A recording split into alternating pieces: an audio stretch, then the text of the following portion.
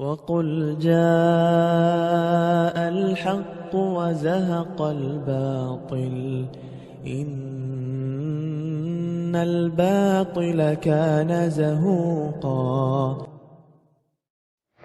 وعلیکم السلام ورحمۃ اللہ وبرکاتہ۔ اللہ رب العالمین آپ کو جزائے خیر عطا فرمائے اور قرآن و سنت سے محبت کرنے کی توفیق عطا فرمائے اور قرآن و سنت ہی پر عمل کرنے کی بھی توفیق عطا فرمائے۔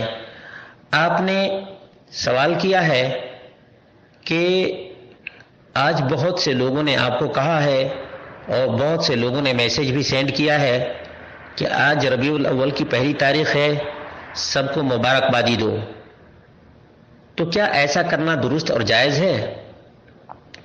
اس کا جواب یہ ہے کہ جو لوگ آپ سے یہ کہتے ہیں کہ ربیع الاول کی پہلی تاریخ کو میلاد النبی کی مبارکبادی پیش کرو، اس سے آپ کہیں کہ میلاد النبی کا ثبوت پیش کرو۔ میلاد النبی کا ثبوت اگر تم لے آؤ گے تو ہم تمہاری بات کو فالو کریں گے، تمہیں بدھائیاں دیں گے، مبارکبادیاں ڈھیر ساری دیں گے۔ لیکن جس چیز کا ثبوت نبی اکرم صلی اللہ علیہ وسلم سے نہیں، جس چیز کا ثبوت قرآن کریم کے اندر نہیں ہے، کیا اس چیز کی مبارکبادی دینے سے نیکی میں اضافہ ہو سکتا ہے؟ ثواب میں اضافہ ہو سکتا ہے؟ اجر میں اضافہ ہو سکتا ہے؟ اللہ رب العالمین کی قربت میں اضافہ ہو سکتا ہے؟ نبی اکرم صلی اللہ علیہ وسلم کی محبت میں اضافہ ہو سکتا ہے؟ آپ اگر قرآن و سنت پڑھے ہیں، آپ نے قرآن و سنت کی تعلیمات پڑھی ہیں، دیکھی ہیں، تو آپ کو واضح طور سے معلوم ہوگا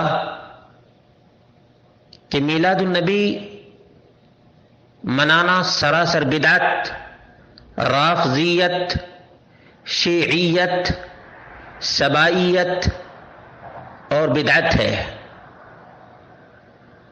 نبی اکرم صلی اللہ علیہ وسلم 63 سالوں تک اس دنیا میں زندہ رہے اور میلاد النبی کا دن نبی اکرم صلی اللہ علیہ وسلم کی زندگی میں 63 بار آیا۔ آپ صلی اللہ علیہ وسلم نے کبھی بھی اپنی پیدائش کی خوشخبری مبارکبادی کسی کو نہیں دی، تو کیا ہمیں دینا چاہیے؟ نبی اکرم احمد مجتبی محمد مصطفیٰ صلی اللہ علیہ وسلم سے آگے بڑھنا چاہیے؟ نہیں۔ صحابہ کرام رضوان اللہ تعالی علیہم اجمعین نبی اکرم صلی اللہ علیہ وسلم سے بے انتہا محبت کیا کرتے تھے، یہاں تک کہ اپنی آل و اولاد سے بھی زیادہ محمد رسول اللہ صلی اللہ علیہ وسلم سے محبت کیا کرتے تھے، مگر صحابہ کرام رضوان اللہ تعالی علیہم اجمعین نے کسی کو بھی میلاد النبی کی مبارکبادی، بدھائی اور خوشخبری نہیں دی۔ تو کیا آج کے مسلمانوں کو صحابہ کرام سے زیادہ نبی اکرم صلی اللہ علیہ وسلم سے محبت ہو گئی ہے؟ نہیں۔ حقیقت یہ ہے کہ ہمارا ضمیر، ہمارا وجدان اور ہماری خودی قرآن سے دور ہے، محمد رسول اللہ صلی اللہ علیہ وسلم کی تعلیمات سے دور ہے۔ اسی کا نتیجہ ہے کہ ہم بدعت کو پسند کرتے ہیں، رافضیت کو پسند کرتے ہیں، شیعیت کے افکار و خیالات کو پسند کرتے ہیں۔ ہم محمد رسول اللہ صلی اللہ علیہ وسلم کی تعلیمات پر اکتفا کرنا نہیں چاہتے۔ جن کاموں کو محمد رسول اللہ صلی اللہ علیہ وسلم نے انجام دیا ہے، وہ کام نعوذ باللہ من ذالک ہمارے نزدیک ہیچ اور کمتر ہو گئے ہیں۔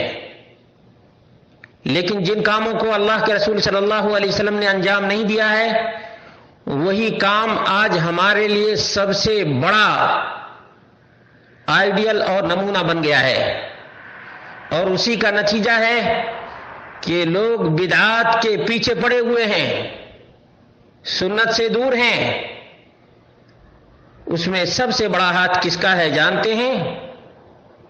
سب سے بڑا ہاتھ ابلیس ملعون کا ہے، شیطان کا ہے، جس نے اللہ رب العالمین سے وعدہ کیا ہے ثم لآتینہم من بین ایدیہم ومن خلفہم وعن ایمانہم وعن شمائلہم ولا تجد اکثرہم شاکرین،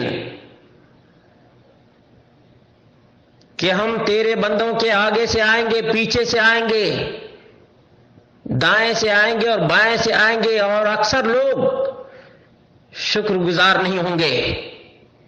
اللہ رب العالمین نے اتنا بڑا انعام دیا کہ یہود و نصارہ ترسنے لگے، تمنا اور آرزو کرنے لگے۔ اللہ رب العالمین نے فرمایا الیوم اکملت لکم دینکم واتممت علیکم نعمتی ورضیت لکم الاسلام دینا، آج کے دن میں نے تمہارے لیے تمہارا دین مکمل کر دیا ہے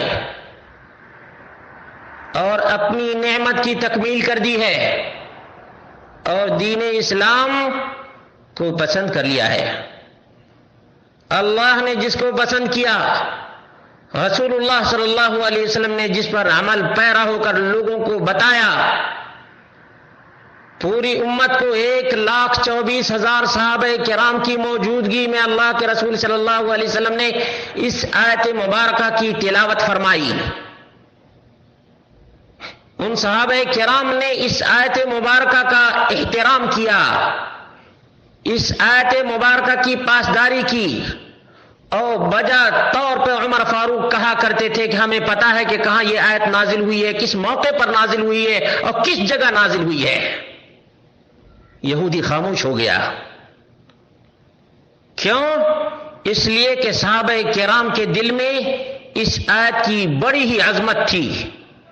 لیکن آج امت مسلمہ کے بہت سے افراد قرآن کریم کی اس آیت کو قولی طور پر نہیں، عملی طور پر بھلا چکے ہیں۔ اگر اس آیت پر عمل کرتے تو بدعات سے دور رہتے، خرافات سے دور رہتے، شرکیات سے دور رہتے، اور نت نئی چیزیں دین اسلام کے اندر احداث کرنے سے، ابتداع کرنے سے، ایجاد کرنے سے اپنے آپ کو بچاتے، اور اللہ رب العالمین کی رضامندی اور اللہ رب العالمین کی خوشنودی حاصل کرتے، اور اس چیز پر راضی ہو جاتے جس چیز پر اللہ رب العالمین راضی ہو گیا، اور اس چیز کو نعمت سمجھتے جس چیز کی تکمیل اللہ رب العالمین نے کیا ہے۔ کتنے افسوس کا مقام ہے کہ بدعت کے رسیا ہم ہو گئے، بدعت کے متمنی ہم ہو گئے۔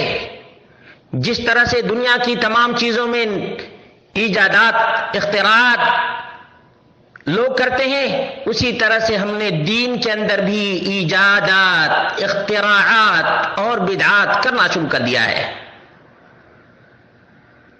اگر یہی بات ہوتی تو اللہ رب العالمین دین کو کیوں مکمل کرتا؟ جس طرح سے دنیاوی معاملات کو اللہ رب العالمین نے چھوٹ دی ہے، جتنا چاہو ایجاد کرو، لیکن دین کے معاملے میں اللہ رب العالمین نے فرمایا کہ تکمیل کا اعلان ہو گیا، اب تمہیں دین کے اندر ذرہ برابر کسی چیز کا اضافہ نہیں کرنا ہے۔ اور آج ہم یہی اضافہ ہی کر رہے ہیں۔ دنیا میں تو نہیں کر سکتے تو دین ہی کے اندر بدعات، خرافات کرنا شروع کر دیے۔ اللہ رب العالمین ہم سب کو عقل و شعور عطا فرمائے اور اسی پر اکتفا کرنے کی توفیق عطا فرمائے جس پر محمد رسول اللہ صلی اللہ علیہ وسلم نے اکتفا کیا، جس پر صحابہ کرام رضوان اللہ تعالی علیہم اجمعین نے اکتفا کیا، جس پر ائمہ اعظام نے اکتفا کیا۔ کیا قرآن و سنت ہمارے لیے ناکافی ہے کہ ہم بدعات کر رہے ہیں؟ اللہ کے بندو، آؤ رب کے قرآن کی طرف، آؤ محمد رسول اللہ صلی اللہ علیہ وسلم کے فرمان کی طرف، اور چھوڑو ان بدعات کو اور ان خرافات کو، اور اللہ رب العالمین سے ڈرو۔ محمد رسول اللہ صلی اللہ علیہ وسلم کے حوض کوثر پر ذلت و رسوائی کو دعوت مت دو، اللہ رب العالمین ہم سب کو توفیق عطا فرمائے کہ ہم قرآن و سنت پر عمل کریں، اور جس بدعات سے، خرافات سے اللہ کے رسول صلی اللہ علیہ وسلم نے ہمیں روکا، ہم اس سے رک جائیں۔ ایاکم والبدع، ایاکم والبدع۔